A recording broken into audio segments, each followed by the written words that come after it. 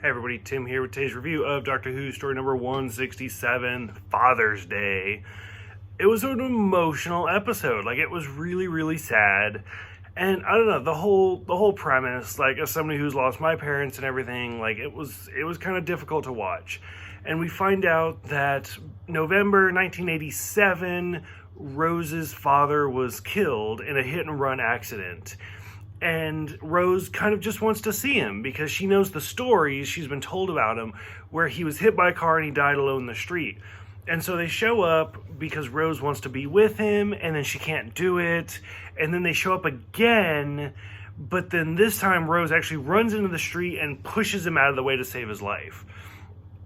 So the whole thing where Jackie and Rose's father, I think his name was Peter, they don't like each other, they hate each other, and it's one of those in hindsight after 20 years, Jackie always talks about him in a good way, but realistically at the time they weren't really getting along. So who knows if their marriage would even last.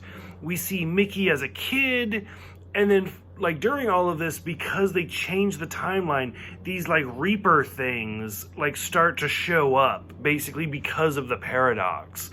And when Rose touches baby Rose, it makes everything worse. And finally, it's up to Rose's father to basically sacrifice himself because he finds out hey, this is all happening because of me. And so he runs out to get hit by the car to fix everything. And it's a very, very sad type of episode, but it was good. It was really enjoyable, but it was very sad at the same time. So I don't know, it's one of those if I could go back in time and see my mom or something, would I do it? Would I be able, especially if it was when I was very little or before I was even born, and to just be I know what your life's gonna be. Could I make it better? Should I make it better? Should I let events fold out?